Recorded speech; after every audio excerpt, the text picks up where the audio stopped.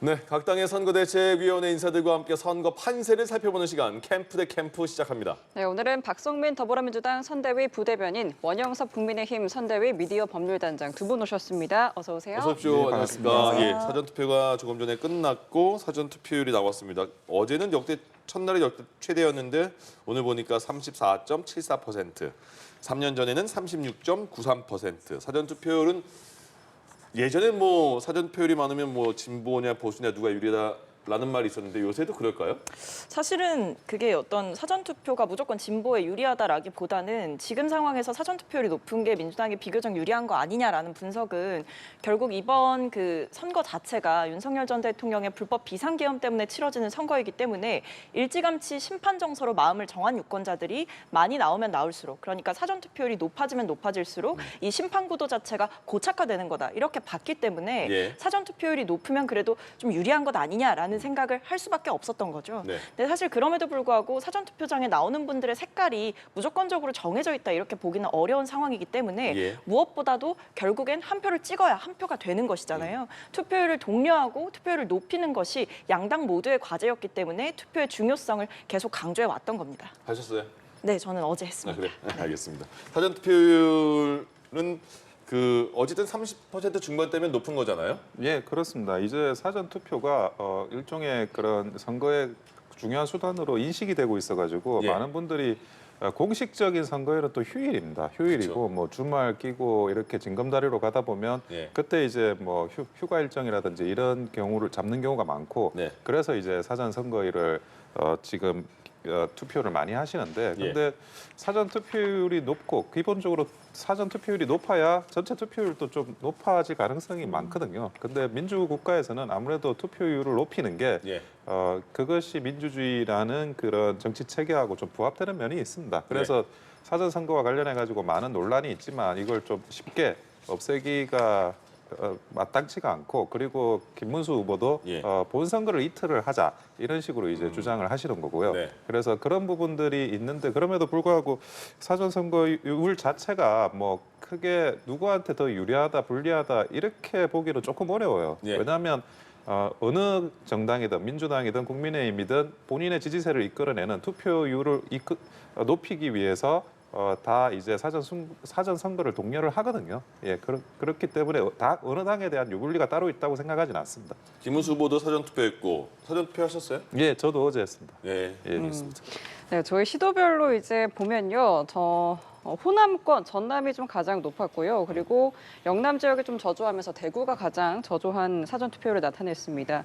이렇게 좀 대비되는 투표율로 이제 지역별 차이는 좀 어떻게 해석을 하세요? 그러니까 이게 물론 뭐 단정적으로 말하기는 어렵습니다만 어쨌든 지역 간의 차이가 보인다는 건 유의미한 해석이 필요한 부분이죠. 특히 전남 같은 경우, 그러니까 일종의 호남 지역이라고 불리는 곳에서 사실은 민주당 강세인 지역이기도 하지만 그것과 별개로 어떤 호남 지역에서 가지고 있는 이 불법 비상계엄에 대한 분노가 다른 지역보다 아무래도 높지 않겠느냐. 예전에 이제 과거 군부 독재 시절에 상처도 있었고 계엄에 의한 트라우마도 있었고 그것이 이번 12.3 비상계엄 때문에 어떤 한 번 더 촉발되는 그런 트라우마가 있었을 것이다라는 생각도 들거든요. 예. 그렇기 때문에 이 전남에서 정말 뜨겁게 표로 한번 심판을 하시겠다라는 정서가 반영이 된 게 아닌가. 그렇기 때문에 모두가 사실은 사전투표 때 많이들 이제 투표장으로 향하신 게 아닌가라는 생각이 들고 반면에 이제 대구 같은 경우에는 사실 민주당에 많이 이제 표를 끌어오려고 노력을 했던 지역이긴 합니다만 진보 진영 입장에서는 험지가 맞습니다. 예. 그리고 전통적으로 보수를 지지해왔던 그런 색깔이 두드러졌던 곳이죠.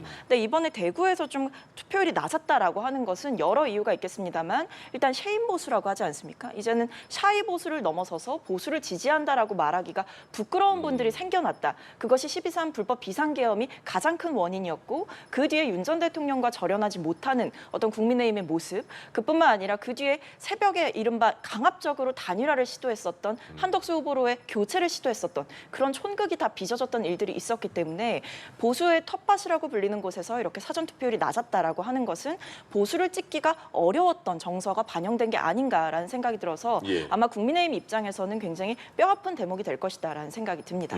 네, 국민의힘에서는 그럼 지역별로 대비되는 투표율을 좀 어떻게 해석을 하고 계십니까? 근데 호남에서 사전 투표율이 높고 영남 TK에서 사전 투표율이 낮은 거는 역대 선거에서 계속 반복돼 왔던 예. 현상입니다. 뭐 저번 대선도 마찬가지였고요. 네. 그런데 결국에는 이제 본 선거일에 그 TK, PK는 투표하시는 분들이 훨씬 많으세요. 그러니까 그 전체 총수에 여기에 비중이 조금 높고 저기에 비중이 조금 낮은 이런 정도의 평가를 내릴 부분이지 그것이 전반적으로 결과를 좌우한다든가 뭐 그렇게 결과의 그 당락을 바꾼다든가 영향을 미치는 그런 요소로 판정되기는 조금 어렵습니다. 그래서 제가 볼 때는 뭐 호남에서 투표율이 사전 투표율이 높게 나온 거는 예년과 이렇게 유사한 현상이 일어난 거다. 게다가 또 이번에는 그 원래 또 보수가 강한 TK인데 그 보수 진영에 계신 지지자분들이 뭐 선거에 대한 어떤 부실 관리나 사전 선거에 대한 조금 이래 신뢰도 이런 것들에 대해서 우려하는 분들이 또 일부 계십니다. 예. 그런 게 심리가 또 반영된 거고 사전 투표를 안 하시는 분들은 본 투표를 하겠다는 마음이 있으니까 안 하는 거거든요. 예. 결국 이제 여기에서 사전 투표율이 낮았다 하더라도 그 낮은 부분이 본 투표로 다 전환이 될 거라고 생각합니다. 알겠습니다.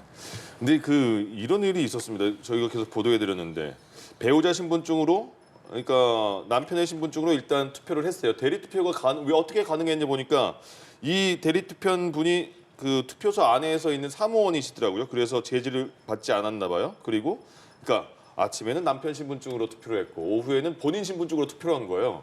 왜 이런지 모르겠습니다. 또 신촌의 한 투표소에서는 그 투표하러 오신 분이 꽤 많으셨나 보죠. 그래서 투표용지를 미리 신분증 확인하고 나눠줬는데 줄이 너무 기니까 그럼 건물 밖에서라도 줄 서 있으라 그래서 이 투표용지를 들고 건물 밖에 서 있는 모습도 나왔거든요. 그리고 이 투표용지를 가지고 밥 먹고 와야겠다 싶어서 식당까지 갔다 오셨다는 거예요.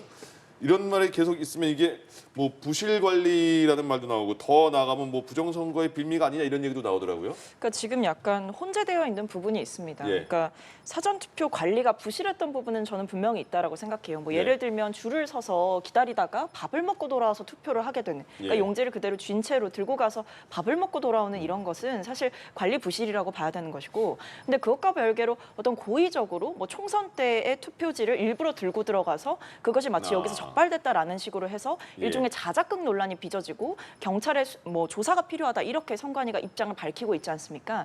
그러니까 이게 선관위에서 사실 부실하게 관리를 하는 것도 맞은 부분이 있지만 네. 또 한편으로는 일부 부정 선거를 주장하는 세력들이 증거를 만들기 위해서 조직적으로 움직이고 있는 게 아닌가라는 우려가 될 정도로 일종의 자작극 혹은 불안감을 계속해서 유도하는 행위들 이런 것들을 일부 분들이 의도적으로 하고 있다라고 한다면 이것은 심각한 선거 부정에 대한 음모론을 확산시키는 행위가 될 수 있어서 예.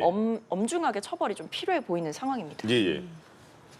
선관위는 그동안 그렇게 욕을 먹으면서도 뭔가 좀 발전할 줄 알았는데요. 예. 그런데 이번에도 그 선거를 관리하는 이런 모습을 보면 오히려 그 전보다 더 퇴보한 게 아닌지 아니면 그 전에 그 드러나지 않은 게 이번에 드러난 건지 네. 그걸 뭐 다시 한 번 더 의심을 할 수밖에 없습니다. 네. 그리고 이 세 가지 건수는 약간 성격이 다른데요. 예. 예를 들어 뭐 대리 투표를 그 다른 사람의 신분증으로 했다라는 거 이건 범죄 행위니까 네, 그렇죠. 예, 이 부분에 대해서는 뭐 다른 평가를 할 여지가 없이 엄벌에 처해야 되는 부분이고 예. 그리고 이 서대문구에서 사전 투표소에서 유권자들이 뭐 대기하거나 투표소 밖에서 식사를 한다. 네. 이것도 그 선거 관리를 이런 식으로 엉망으로 진행하는 선관위의 태도에 대해서는 예. 좀 터무니없다는 생각이 많이 드는데 제일 마지막 건이 제일 문제예요. 뭐예요? 예를 들어 회송용 봉투에서 이미 기표된 용지가 나왔다. 아, 예. 요 용인에서 일어난 이 사건. 이거는 네. 자작극으로 의심이 된다라고 중앙선관위가 알림을 보내긴 했는데요. 예. 전혀 의심을 할 만한 단서가 없다는 겁니다. 예. 그리고 국민의힘 측에서 이 사람을 이 신고를 했다는 사람을 만났어요. 네. 만나가지고 이야기를 해보니까 기표소에서 예를 들어 뭐 이렇게 그 남이 안 보는 데서 예. 어떤 걸 할 수 있는 그런 상황이 아니었고 네. 봉투를 받고 기표소로 가는 그 과정에서 많은 사람들이 보고 있는 참관인들이 보고 있는 그 중에 확인해 보니까 예. 그 투표용지가 이 봉투 안에 들어가 있었다는 거거든요. 그러니까 이게 왜 자작극으로 의심이 되는 거냐. 게다가 그분은 30대 여성분이신데 예. 부모님하고 같이 투표하러 왔어요. 그런데 왜 이분이 그 자작극으로 의심되는 그런 정황이 있다는 거냐? 제가 볼 때는 그 선관위에서 이런 알림을 보내는 거는 예. 정말 그 아무런 증거도 뭐 추단할 만한 단서도 없이 그냥 그 무고한 사람을 누명을 씌운 거거든요. 그러면 이건- 그 관외 투표자는 네. 투표용지하고 봉투 받는 거잖아요. 네, 맞습니다. 그럼 그분은 투표용지 받고 봉투도 받았는데 봉투를 보니까 안에 투표용지가 안에 또 있다는 있는 거예요. 거예요. 그러니까 그게 당연히 이게 뭐 조사를 해야 될 부분이지. 예를 들어 기표소를 한번 들어갔다. 예, 예. 남들이 안 보는 데서 바꿔칠 수 있는 그런 조금의 찰나적인 순간이라도 있었다 그러면 그건 모르겠어요. 예. 하지만 그게 아니라 지금 그 얼마나 많은 사람들이 지켜보고 있습니까? 참관인도 있고 뭐 사람들도 있고 그래서 굉장히 사람 보는 눈이 많잖아요. 예. 그러니까 기표소를 가기 전에 그 과정에서 이 그 봉투 안에 투표용지가 들어있던 걸 발견한 겁니다. 예, 그런데 이건- 이걸 가지고 예. 자작극이 의심된다. 근데 이런 식으로 그 발언하시고 아무런 단서도 없이 증거도 없이 자작극이 의심된다라고 선관위가 이야기한 거는 거의 예. 망언 수준입니다. 근데 저는 그렇게 보지는 않는 게 네. 물론 경찰의 이제 수사를 통해서 밝혀져야 되는 진실이 있겠죠. 근데 사실 저도 어제 사전 투표를 하고 왔고 예. 뭐 사전 투표하고 오셨다고 했지만 그 회송용 봉투 주실 때 안에를 확인하고 저는 주시는 걸 발견을 했었고 네. 그러니까 이게 다 역할이 분담되어 있잖아요. 네. 신분증을 확인하고 그쵸. 그다음에 뭐 투표용지를 뽑아서 그 봉투와 함께 주시고 그 과정 가운데서 과연 그 선관위 직원이 혹은 거기에 있던 투표 관리인이 그것을 확인하지 않았겠느냐. 그러니까 선관위가 이렇게 자작극에 의심된다라고 얘기하는 것은 본인들도 내부적으로 확인을 했을 거란 말입니다. 왜냐하면 CCTV가 있을 거고 예, 예. CCTV를 통해서 그것을 확인하는 장면이 포착이 되었든 혹은 그것을 받고 들어가는 과정까지 전혀 문제가 없는 이 봉투와 투표 용지였다라는 점을 선관위가 자체적으로 확인했다라고 한다면 이런 해명을 충분히 내놓을 수가 있는 것이고 예. 그렇기 때문에 근거 있는 내용을 가지고 이것은 자작극으로 의심이 된다라고 해서 경찰의 수사 의뢰도 할 수 있는 거죠. 선관위에서 만약에 본인들의 뭐 관리부실 책임을 회피하기 위해서 경찰에 신고를 한다라고 했을 때 결국 드러날 진실이겠지 않습니까? 왜냐하면 사실 CCTV만 봐도 확인할 수 있는 부분이니까요. 네. 그래서 저는 이 사안 관련해서 선관위가 이 정도로 강경하게 입장을 낸 것은 그만큼 본인들도 내부 확인을 거쳤기 때문이다라고 예. 보고 있습니다. 이 부분은 제가 좀- 그 부분 팩트 체크를 조금 네네. 해드려야 되는데 예. 선거 투표하는 그 장소를 CCTV로 찍자라고 계속 국민의힘에서 주장을 하고 있어요. 근데 CCTV가 가동이 안 됩니다. 선관위가 반대해서. 예. 그러니까 CCTV를 찍는 부분은 그 투표하는 그 장소, 기표소 있는 그 장소를 찍는 게 아니고 바뀌군요. 그 투표함을 보관하고 있는 그 길을 CCTV로 촬영하고 있어요. 네. 그러니까 자, 아까 우리 그 부대변인님 말씀하셨듯이 이런 논란이 없어야 된다 그러면 CCTV로 촬영을 하자고요. 계속 하자고 하는데도 안 하고 문제가 터지니까 그거 가지고 뭐 어떤 무고한 사람을 자작극에 의심이 된다라고 그렇게 매도하는 거 그거야말로 이 선관위가 제대로 된 선관위가 아니라는 거죠. 근데 뭐 CCTV가 없다라고 하더라도 그 옆에 방금 언급해 주셨지만 굉장히 많은 사람들이 있잖아요. 그래서 용지가 건네지는 과정, 그리고 용지를 확인하는 과정, 봉투를 발급하는 과정, 이 모든 걸 본 사람들이 여럿이 있기 때문에 예. 그게 과연 그 안에 용지가 있었다라고 한다면 그 용지가 그대로 건네졌겠느냐에 대해서 선관위도 자체적으로 확인을 하지 않았을까 싶습니다. 그러네. 어쨌든 뭐 경찰에 수사 의뢰하기로 했다니까 결과를 뭐 기다려 보면 될 것 같습니다. 네, 자 이러는 가운데 이재명 후보가 진정한 의미의 내란 종식을 위해서는 특검이 필요하다고 밝혔습니다. 강원도 유세중엔 이번 대선은 내란 세력의 귀환을 막는 것이 가장 큰 의미가 있다고 강조했는데요. 직접 들어보겠습니다. 그 내란 세력들이 다시 귀환하지 못하게 하는 것. 김문수라는 윤석열 아바타를 통해서 내란 속에 윤석열이 다시 귀환하지 못하게 하는 것. 윤석열 내란 수계의 상황 정치의 가능성을 봉쇄하는 것. 그들에게 압도적 심판을 가하는 것. 이게 바로 대선의 의미 아니겠습니까? 내란, 이런 특검, 이런 좀 강도 높은 단어가 이제 등장을 했는데 먼저 어떻게 들으셨는지 들어볼까요? 이재명 후보는 3년 전에 대선할 때보다 더 캠페인이 좀 수준이 낮아진 것 같아요. 왜 그러냐면 예. 그래도 3년 전에는 뭐 이런 여러 가지 정책적이라든지 이런 걸 예. 가지고 서로 공방도 하고 뭐 네거티브나 이런 문제에 대해서 복잡하게 공방을 오래 했었는데 이번에는 캠페인이 내란 두 단어 이거밖에 없어요. 그리고 게다가 뭐 거북섬이라든지 아니면 여러 가지 좀 그 유시민 그 전 그 장관의 발언이라든지 이런 것처럼 그 외에 뭐 나쁜 캠페인만 계속 이제 반복되고 있고 뭐 예. 좋은 캠페인 이런 거는 전혀 지금 작동이 안 되고 있는데 내란이라는 것도 굳이 따져 보자면 아니 김문수 후보는 그때 국무회의에 참석을 하지도 않았고 국무회의에 오라는 연락도 받은 적이 없습니다. 예. 그런데 그 비상계엄과 관련해 가지고 김문수 후보한테 도대체 무슨 공격을 할 수 있는 건지 그거는 전혀 이해가 되질 않고 예. 게다가 그 비상계엄과 관련해서 내란죄 유무에 대한 지금 현재 법원의 그런 소송에 들어가 있지 않습니까? 네. 그러니까 그거는 과거 문제예요. 과거에서 이미 그래 탄핵도 됐고 예. 뭐 그런 부분들이 이제 판명이 될 부분이고 근데 미래는 뭐냐? 미래는 결국에 따지고 보면 이재명 후보가 대통령까지 차지한다, 행정부까지 차지한다 그러면 결국 입법부, 행정부 지금 뭐 사법부도 대법원장, 대법관들 다 청문회 한다 그러는데 입법, 사법, 행정을 다 뭐 장악하는 사실상 그 독재가 시작이 되는 거거든요. 이 독재는 오지 않은 미래입니다. 예. 그런데 당연히 이 독재를 막아야 되는 게 국민의힘의 그리고 김문수 후보의 그런 선거 운동이 되는 거고. 예. 그런데 이 내란만 가지고 이미 지나간 이야기, 비상계엄만 가지고 얼마나 이 캠페인에 효과를 거둘 수 있을지는 미지수라고 보입니다. 네. 어때요? 네, 저는 일단 김문수 후보가 뭘 잘못했냐라는 취지로 말씀을 하셨는데 김문수 후보께서 계엄이 이제 일어나고 나서 국회에 와서 국무위원들에게 사과를 이제 권유하니까 예. 김문수 후보께서 그때 계엄은 대통령의 고유 권한이다라고 말씀을 하신 바가 있었습니다. 그리고 최근에는 5월 16일에 유세를 뭐 공개 발언을 하시다가 헌재 판결과 관련해서 8대0 만장일치는 공산국가 같다 이런 말씀을 하셨어요. 예. 그러니까 사실 이 발언 두 개를 종합해 보면 윤 전 대통령의 계엄은 정당한 대통령의 권한을 행사한 것이고 더 나아가서 윤 전 대통령이 헌법재판소에 의해서 8대0으로 만장일치로 파면당한 것도 뭐 공산국가 같다 이렇게 말씀을 하신 거기 때문에 사실 인정을 안 한다라고 볼 수가 있는 거죠. 예. 그러니까 이것은 헌정 질서를 수호한다라는 그 인식 자체가 없는 게 아닌가라는 생각이 들고 네. 결국에는 윤 전 대통령의 계엄을 옹호하고 탄핵에 반대했던 이 김문수 후보의 입장을 그대로 보여주는 언사였다. 그렇기 때문에 민주당 입장에서는 지금 최근에 뭐 김문수 후보 캠프에서 여러 가지 이제 설왕설래들이 있었는데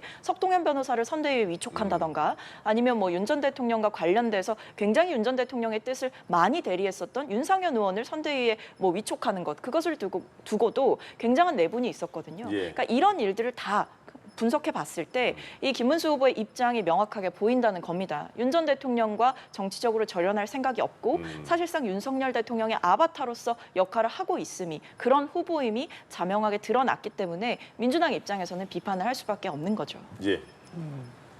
근데 괜찮아요? 지금 비상계엄은 찬성하지 않고 예. 그때로 만약 그 장소에 있었다 하더라도 반대할 것이고 본인이 그 계엄 때문에 과거에도 뭐 그 군부 계엄의 피해를 본 사람이기 때문에 절대 찬성할 수 없는 내용이다. 네. 그 이야기를 수차례 반복했습니다. 알겠습니다. 그 김문수 후보 유세 현장도 확인해 보죠. 오늘부터 90시간 논스톱 외박 유세에 들어간다 이렇게 발표를 했습니다. 김문수 후보가 유세 시작에 앞서서 대국민 호소문을 발표를 했거든요. 경제를 살리기 위해서 이재명 후보는 막아야 한다 이렇게 말했습니다. 그리고 최근에 유세 중에 방탄조끼 비판을 되게 많이 합니다. 방탄조끼 방탄법 이렇게 그래서 그 러닝 셔츠를 많이 보여주고 있는데요. 어떤 말을 했는지 듣고 오겠습니다. 어떤 사람은 방탄조끼 입고도 모자라가지고 방탄 유리를 덮어쓰고 또 해요. 방탄 유리를 덮어쓰고도 모자라가지고 방탄법을 만들어가지고 지금 하고 있는 거 아시죠? 대법원장부터 대법관 13명이 재판을 했는데 공직선거법에 거짓말 죄에 걸려가지고 그렇게 유죄 판결을 받았는데 이렇게 판결을 받고 나니까 이제 대법원장을 탄핵하겠다 이렇게 하는데 이게 말이 됩니까?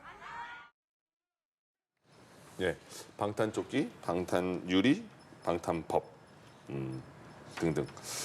일단 먼저 그 반대측 입장에서 평가 좀 해주시죠. 일단 뭐 방탄 유리 이런 거를 비판하는 거는 좀 저열하다고 생각이 됩니다. 예. 왜냐하면 이재명 후보께서는 사실 지난번에 부산에서 피습을 당했던 일이 있었고 그로 인해 생명이 좀 위태로웠던 일을 경험하셨던 분입니다. 예. 근데 그런 생명의 위협을 느꼈던 정치 테러를 당했던 상대 후보에 대해서 뭐 방탄하려고 하는 거 아니냐라는 일종의 정치 공세를 벌인다라고 하는 것은 아무리 그래도 그렇지 정치에 금도가 있지 않습니까? 그리고 여야 할 것 없이 사실 배현진 의원에 대해서도 정치 테러가 한 번 있었거든요. 예. 그러니까 이런 문제는 앞으로 일어나지 않게 머리를 모아서 같이 해결해 나가야 될 문제인데 이것을 유세 과정에서 비겁하게 활용하는 것은 정치인으로서 좀 해서는 안 되는 행동. 그러니까 지켜야 되는 선을 저는 한참 넘었다라는 생각이 들고 예. 그뿐만 아니라 제가 조금 이해가 안 되는 것은 뭐 경제를 위해서는 이재명 후보가 안 된다라는 취지로 계속 말씀을 하시는데 네. 사실 김문수 후보는 저는 경제와 관련해서 혹은 민생과 관련해서 말씀하실 자격이 좀 없다라고 봅니다. 윤석열 정부에서 고용노동부 장관을 하셨잖아요. 국무위원으로서 사실 윤 정권 3년에 대해서 어느 정도 책임을 공유하고 있는 분이고요. 고용노동부 장관으로 계시던 그 시절에 청년 실업률을 보게 되면 사실은 계속 증가하는 추세를 보였었거든요. 그렇기 때문에 저는 김문수 후보께서 계속 청년을 이야기하고 미래를 이야기하고 경제를 이야기하신다고 하는 것 자체가 예. 과거 윤 정권 시절에 본인이 국무위원으로 있을 때 잘하지 못했다라는 반성과 사죄가 먼저여야 되는 것 아닌가라는 생각이 듭니다. 첫 번째 그거는 어떻게 생각하세요? 지금 말씀하신 것처럼 피습 경험도 있고 그래서 방탄조끼, 방탄 유리 정도까지는 그래도 뭐 상대 당이지만 이해해야 되는 거 아니냐 이건 어떻게 생각하세요? 근데 굉장히 유난해요. 아 그래요? 그게 지금 뭐 아까도 예를 잘 들어주셨는데 예. 배현진 의원 피습당했습니다. 네. 배현진 의원이 사람 많은 데 가가지고 방탄조끼 입습니까? 뭐 사람 많은 데 이야기할 때 방탄 유리 둘러싸고 하나요? 안 하잖아요. 그리고 그 어떤 그 테러와 관련해서 예. 이야기를 하자 그러면 김문수 후보는 권력에 끌려가가지고 고문도 당했습니다. 예. 그리고 전두환 정권 들어설 때 삼천교육대 명단에 올라갔어요. 네. 그러니까 본인이 뭐 당하더라도 훨씬 더 많은 걸 당했는데 그렇다고 해가지고 국정원 직원 만난다 그래서 뭐 방탄조끼를 하거나 방탄유리 세워두고 한다는 이야기는 제가 들어본 적이 없어요. 김문수 후보는. 그러니까 그걸 국민들과 담대하게 예. 그렇게 접촉을 하고 국민들께 말씀도 나누고 하는 게 맞지. 예. 그걸 가지고 본인이 옛날에 한번 당해서 그렇습니다라고 이해를 구하기에는 다른 사람들은 그러면 그런 식으로 유난을 떨고 있느냐 그건 아니라는 겁니다. 그리고 또 한 가지 더 지금 현재 그 김문수 후보가 가지고 있는 이렇게 옷을 열어 젖히는 예. 그런 그 퍼포먼스. 퍼포먼스를 하는데 선대위에서는 처음부터 캠프에서는 과거 윤석열 대통령의 어퍼컷처럼 예. 그런 퍼포먼스를 우리도 하나 개발해야 되는 거 만들자. 아닌가 예. 그런 생각을 했었어요. 그 저거예요? 근데 이제 바로 저거죠. 근데 그 부분에 대한 아이디어를 결국 이제 이재명 후보가 준 셈입니다. 아 예전 말씀하세요. 예. 네, 근데 지금 이제 경찰청에서 밝힌 바에 따르면 이제 이재명 후보에 대한 협박글이 9건이 이제 접수가 됐고 예. 그 중에서 한 건은 검찰에 송치를 이미 했고요. 7건은 이제 뭐 내사 중이다 이렇게 이야기를 하고 있는 상황입니다. 그렇기 때문에 이게 단순히 어떤 유난이다 말하기에는 구체적인 정황과 우려들이 존재하는 상황이기 때문에 예. 과거 피습을 당했던 경험이 있는 후보 입장에서는 조심할 수밖에 없는 상황이고 무엇보다 이제 이재명 후보를 지지하는 분들 입장에서도 예. 후보에 대한 이런 안전을 좀 우선시해야 되는 것 아니냐라는 이야기가 많았어요. 근데 사실 말씀해 주셨듯이 가장 아쉬운 건 아마 이재명 후보일 것 같습니다. 네. 이재명 후보야말로 사실 유권자들과 손잡고 싶고 눈 맞추고 싶고 정치인에게 이 선거운동 과정에서 스킨십이 얼마나 중요한지 이재명 후보가 정치 하루 이틀 하시는 것도 아닌데 얼마나 본인이 가장 더 잘 아시지 않겠습니까? 예. 근데 그러면서 본인도 아쉽다라고 하면서 양해를 구하신 바가 있기 때문에 어떤 이런 문제를 가지고 뭐 이재명 후보가 뭐 유리벽 뒤에 숨었다라는 식의 어떤 공격을 펼치는 것이 저는 예. 좀 과하다라는 생각이 들어서 드리는 말씀입니다. 김문수 후보는 그럼 아까 저게 이제 김문수 후보의 시그니처가 된 것 같으면 매일 그 안쪽에 있는 셔츠에 무슨 문구를 쓰나 봐요. 예, 그것도 예, 계속 맞습니다. 그 아이디어를 짜내야겠네요. 예, 네. 뭐 지금 며칠 안 남았으니까 네네. 선대위에서 많은 아이디어를 짜서 많은 문구가 좀 이렇게 옷을 열어 젖혔을 때 보여줄 수 있도록 최선을 다하고 있습니다. 매 유세마다 그러면 옷을 예. 벗어 젖히겠네요. 예, 유세 한 번 할 때마다 그렇게 이렇게 가슴을 이렇게 열어 젖히는 그런 퍼포먼스를 준비하고 있습니다. 알겠습니다. 기대하겠습니다. 자, 이런 가운데 오늘 오후에 이준석 후보가 긴급 기자회견을 열었습니다. 민주당이 저를 의원직 제명시키려고 한다. 이재명 유신 독재의 출발을 알리는 서곡이라고 주장을 하면서 맞서 싸우겠다고 밝혔는데요. 이준석 후보의 긴급 기자회견 내용 어떻게 들으셨습니까? 그러니까 일단 이준석 후보가 굉장히 좀 번지수를 잘못 찾고 있다라는 생각이 듭니다. 이제 본인의 발언에 대한 정당성을 강변하고 더 나아가서는 마치 본인이 한 잘못된 발언 때문에 비판받는 것을 민주당 때문에 탄압당하고 있다 이런 식의 피해자 코스프레를 하고 있다라는 생각이 드는데요. 예. 일단 사실관계부터 말씀드리자면 민주당에서 공식적으로 이준석 후보에 후보에 대한 의원직 제명을 추진한 바가 없습니다. 아, 그래요? 그리고 이준석 후보에 대한 어떤 징계안은 제출된 바가 있지만 네. 주로 참여했던 의원들을 보면 조국혁신당 의원이라든지 뭐 기본소득당의 용해인 의원 이런 분들이 계시고 민주당 의원들도 한 4분 정도 참여를 했습니다만 사실 이것이 당론도 아니고 그리고 징계안에 대해서 참여하는 것은 의원들의 개별적인 행동이자 권리이기 때문에 예. 여기에 대해서 이준석 후보가 주장한 바처럼 마치 민주당이 본인의 의원직을 제명시키려고 한다, 제거하려고 한다 이런 식의 주장은 맞지가 않는다. 그러니까 저는 저런 기자회견을 할 때가 아니라 예. 대국민 사과 기자회견을 해야 될 때인데 계속 저기서 뭐 YS 얘기하고 노무현 전 대통령 예. 언급하면서 본인이 마치 끝까지 가겠다. 본인은 탄압받고 있지만 뭐 닭의 목을 비틀어도 새벽은 온다. 이런 이야기를 계속하고 계시잖아요. 예. 그러니까 저런 태도가 저는 오히려 본인의 자책골이 될 거다 이렇게 보고 있습니다. 그러니까 그 지금 자막에도 나오는 것처럼 의원직 제명안에 대한 성토가 굉장히 컸어요.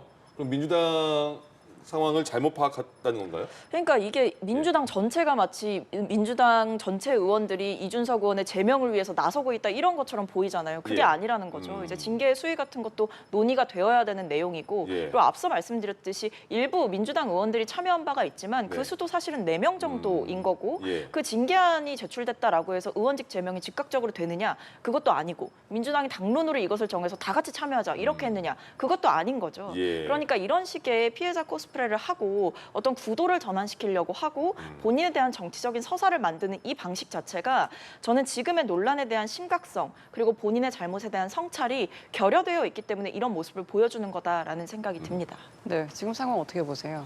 저는 그 아까도 지적을 했는데 네. 이번에 대선에서 보여주는 민주당의 캠페인은 네. 납득되지 않는 게 굉장히 많아요. 네. 그게 한편으로는 상대하는 입장에서는 다행스럽기도 한데 그래 그 정도예요? 예, 예를 들어 그 이준석에 대한 징계안이 이준석 후보에 대한 징계안이 뭐 민주당의 전체 의사는 아니라고 하지만 전체 네. 의사가 징계 안 하는 거면 발의도 안 하면 되는 거거든요.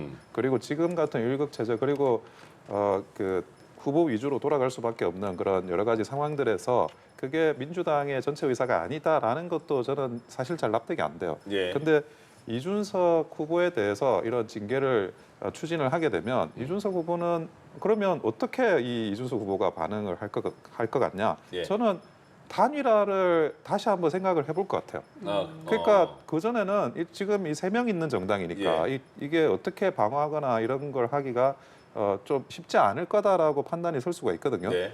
국민의힘도 뭐 권성동 원내대표나 뭐 김용태 비대위원장이나 이제 단일화를 이제 매이지 말고 예. 우리 후보 홍보 열심히 하자 이런 쪽으로 방향을 틀었는데 그런데 아직도 본 후보가 남아 있습니다. 예. 본 선거일이 남아 있어요. 네네. 그러니까 본 선거일에 이 이준석 후보에게 김문수 후보와 단일화를 할 수 있는 예. 그런 명분을 사실은 그 민주당이 제공을 하는 거예요. 예. 그래서 앞으로 뭐 며칠 더 남아 있지만 그 사이에 단일화 협상이나 이런 구체적인 논의가 이루어질 가능성이 굉장히 높아 보입니다. 쓱 지금 이준석 후보에게 제안하는 거 아닙니까? 지금 쓱 이렇게.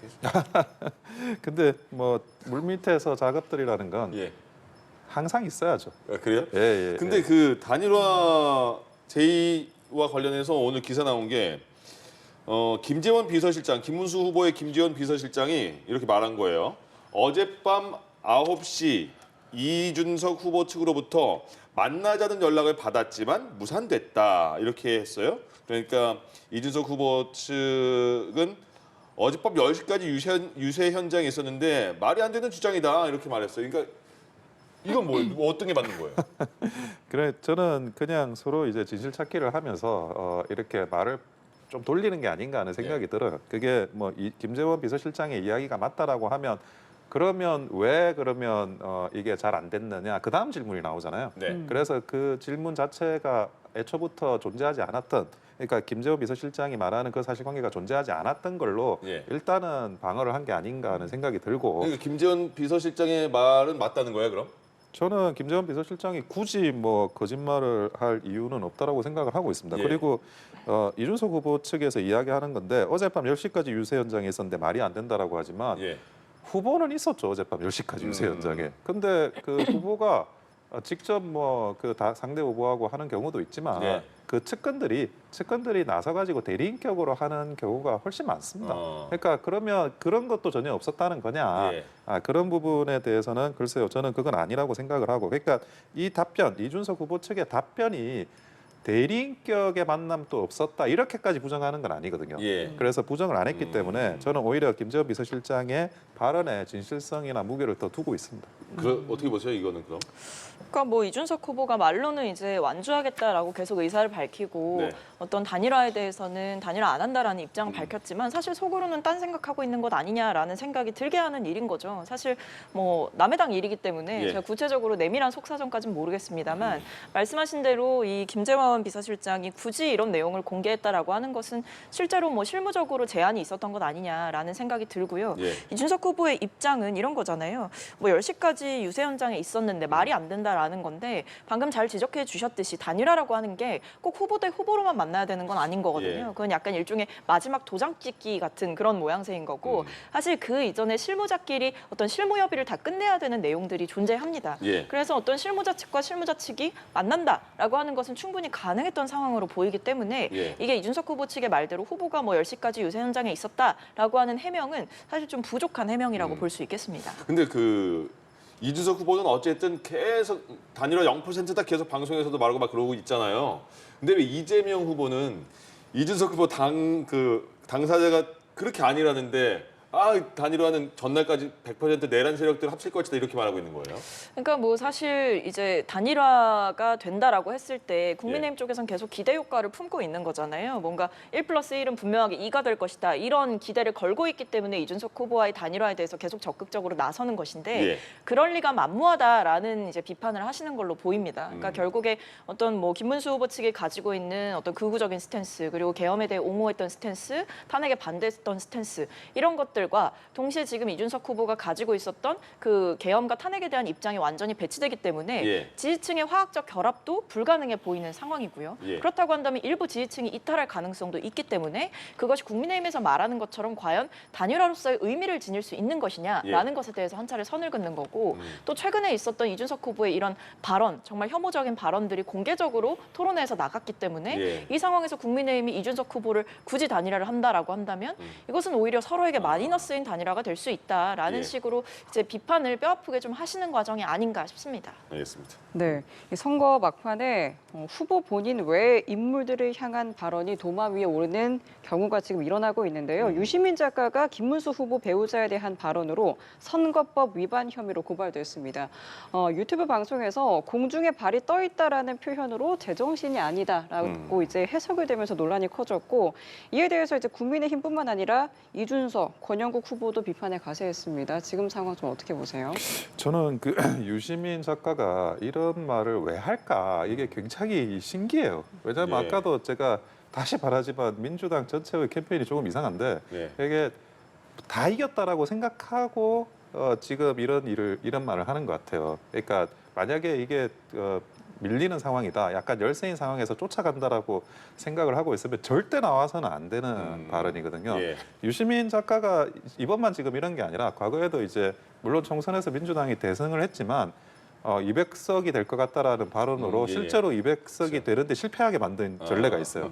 그런 것처럼 이게 뭔가 잘 되는 분위기에서는 조금 이제 오버를 하시는 건데 예, 예. 저는 이 상황도 유시민 작가가 선거는 지금 이재명 후보가 이긴다라는 그런 오만한 생각 밑에서 그러니까 김혜경 여사한테 뭐 잘 보이려고 하는 게 아닐까라는 예. 그런 추측을 하지 않는다면 그런 논리가 있지 않다면 네. 좀 할 수 없는 그런 이제 행동을 하셨는데 이 부분에 대해서 뭐 이준석 후보뿐만이 아니라 권영국 후보도 네. 지금 대대적으로 이런 게 부적절하다라고 그런가? 이야기를 하고 있지 않습니까? 예. 네. 그리고 이런 메시지가 중도층에는 굉장히 이게 나쁘게 들리거든요. 예. 특히 뭐 학력 가지고 비하를 한다거나 아니면 여성을 또 비하를 한다거나 이런 것들이 제가 볼 때는 그 캠페인 차원에서는 뭐 최악의 수를 두고 있다. 예. 그렇게 보입니다. 그래서 오늘 김문수 후보 또 아까 보니까 이걸 뭐라고 해야 되는 거예요? 그러면 이 퍼포먼스 뭐라고 그래? 슈퍼맨 퍼포먼스예요? 슈퍼맨 퍼포먼스라고. 퍼포먼스. 예, 명명한 그건 거기에 예. 저는 저희 아내를 사랑합니다가 이런 문구들 오늘 써서 나오셨더라고요. 예, 알겠습니다. 예. 네. 네, 근데 저는 이제 민주당의 캠페인이라고 자꾸 이제 예. 명명을 하시는데 좀 동의하기가 어렵고요. 네. 지금 유시민 작가께서 뭐 지금 민주당 당인도 아니시고 민주당 내에서 뭔가 선대위 직책을 맡고 계신 상황도 아니거든요. 그렇기 때문에 지금 상황에서 이것이 마치 민주당의 전체적인 캠페인 기조인 것처럼 보시는 것은 혹은 그걸 그렇게 해석하시고 예. 말씀하시는 것은 조금 과한 해석이다라는 말씀을 드리겠고 네. 민주당에서도 이 발언에 대해서 부적절하다라는 공감대가 있기 때문에 예. 사실은 민주당에서 밝힌 입장은 모든 민주 진보 진영의 스피커들 그러니까 뭐 방송 활동을 하거나 유튜브에 많이 출연하시는 이런 분들은 좀 주의를 하셔야 된다 발언에 신중하셔야 된다라고 예. 사실은 일종의 경계와 좀 경고를 한 바가 있는 거거든요. 그래서 저는 이 부분에 대해서 민주당이든 아니든 누가 보든 이 발언은 매우 부적절한 발언이었다. 저 역시도 그렇게 생각하고 예. 유시민 작가의 발언을 민주당에서 뭔가 옹호하려고 한다거나 혹은 뜻을 같이 하고 있다거나 이렇게 보기는 어렵다라는 점을 분명하게 말씀드립니다. 예, 김문수 후보는 내가 설란형이고 설란형이 나다 이렇게까지 표현을 했습니다. 국민의힘이 이재명 후보 아들과 관련해서 불법 도박 문제 여기에서 도박 자금을 출처를 파악하기 위해서 국세청에 조사를 요청할 거다 이렇게 말을 했어요. 또 민주당은 이 후보 아들의 도박 등에 관한 논란에 대해서 윤석열 정부 검찰에서 수사를 했고 국민적 판단도 끝났다 이렇게 말했습니다. 국민의힘의 이런 반응 어떻게 생각하세요? 그러니까 이제 아무래도 투표율이 목전에 다가왔다 보니까 네. 계속 어떤 민주당의 후보를 공격하기 위해서 이런 방식을 택하고 있는 것 같은데 예. 물론 뭐 이재명 후보의 아들이 어떤 뭐 잘못된 행동을 한 거는 맞다라고 생각을 합니다. 네. 근데 말씀해주신 대로 사실 이 도박 등 논란이 불거진 건 결국 판결을 받았기 때문이에요. 예, 예. 그러니까 벌금형을 받았기 때문에 이 내용이 추후에 공개가 된 거거든요. 그렇다고 하는 것은 뭐냐? 법원이 판단이 끝났다는 건 과정 중에 수사가 다 이루어졌다라는 것이고 거기에 의해서 판단을 받았고. 그러니까 이게 만약에 이재명 후보가 후보의 지위를 활용해서 혹은 야당의 유력한 정치인으로서 뭔가 정치적인 압력을 행사해서 뭐 수사를 무마시켰다거나 받아야 될 처벌을 안 받게 했다거나 이런 일일 경우에는 일종의 권력형 비리 게이트로 번질 수가 있지만 예. 그것이 아니라 어쨌든 후보자의 아들이 뭐 여러 가지 이제 법적인 판결을 받았다라고 하는 것은 이 수사 과정에 제대로 협조했다라는 것을 보여주는 것이기 때문에 이것을 뭐 다시 한번 들추고 다시 한번 공세하면서 마치 무언가 부정한 일이 있었던 것처럼 예. 어떤 과정 중에 문제가 있었던 것처럼 이렇게 뭔가 호도하려는 움직임이 아닌가 국민의힘의 이런 네거티브 공세가 아무래도 투표율이 다가왔다 보니 더 심해진 게 아닌가라는 생각이 듭니다. 국내임은 이준석 후보 아들 재생공개 내역 보니까 이렇게 그 돈이 많지는 않은데 도박 자금은 굉장히 많았다 이런 것 때문에 이렇게 국세청에 조사를 요청할 계획인 거예요? 예, 그 707회 도박 자금이 입금이 되는데 예. 그 입금된 금액이 2억이 넘습니다. 네. 그러니까 도박 자금으로만 2억이 넘는 금액을 지금 사용을 한 게 이게 또 출처가 어디냐 그걸 확인해 봐야 된다라는 게 국민의힘의 입장이고요. 예. 그리고 뭐 민주당이 그 국민적인 판단이 끝났다고 이야기를 하는데 네. 저번 대선에서 사실은 그 이런 아들 문제가 크게 부각이 안 됐어요. 예. 본인 문제가 너무 많아가지고 대장동, 백현동, 성남 FC 그게 너무 많아가지고 아들 문제가 크게 부각이 안 된 상태인데 그리고 국민적 판단이 있지도 않은 게 형사 재판이 선고가 됐다라는 거에 대해서는 국민들이 아무도 몰랐습니다. 저도 몰랐고 예. 그러니까 몰랐던 일에 대해서 이제 국민들께서 아 그때 그 형사 재판을 이렇게 유죄로 받았구나. 이제 알아서 이제 국민적 판단이 시작이 되는 거죠. 예. 근데 왜 국민적 판단이 끝났다고 이야기를 하는 건지 국민적 판단을 끝난 걸로 하고 싶다는 이야기인 것 같은데 그렇게 국민적 판단을 끝난 걸로 하고 싶기에는 지금 예. 너무나 큰 문제가 돼 있다. 저는 그렇게 본다는 거죠. 반론을 짧게 듣고 마무리해야겠는데요. 예. 근데 일단 계속 뭐 2억 이렇게 강조를 하시는데 네. 뭐 저는 불법 도박 행위를 변호하려는 생각은 추호도 없고요. 잘못된 행동에 대해서는 처분을 받아야 마땅하다라는 생각을 가지고 있습니다. 예. 근데 다만 이제 여기서 좀 주의하셨으면 좋겠는 것은 이게 넣은 돈이 한 번에 뭐 2억이 된다. 이렇게 보셔서는 안 된다는 거죠. 예. 이게 어쨌든 수차례 도박을 한 거고 그러다 보니까 돈이 들어갔다 나왔다. 그리고 땄다 또 하고 뭐 이런 약간 양상이 있었던 거죠. 예. 뭐 그럼에도 부적절한 행위입니다만 그렇기 때문에 이것이 마치 2억이라는 돈을 한 방에 혹은 2억이라는 돈을 어떤 본인의 자산으로 가지고 있었다. 이렇게 전체적으로 보기에는 조금 어려운 대목이 있지 않나라는 예. 생각이 드는데 저는 어쨌든 말씀드렸다시피 수사를 받았고 판결이 나왔고 거기에 법적인 처분이 결과적으로 나왔기 때문에 어떤 본인이 져야 될 책임에 대해서는 분명하게 지고 있는 상황이 아닌가라고 생각합니다. 예. 네, 알겠습니다. 오늘 캠프 대 캠프 원영섭 국민의힘 선대위 미디어 법률단장, 박성민 더불어민주당 선대위 부대변인 두 분과 함께했습니다. 오늘 말씀 고맙습니다. 고맙습니다. 예.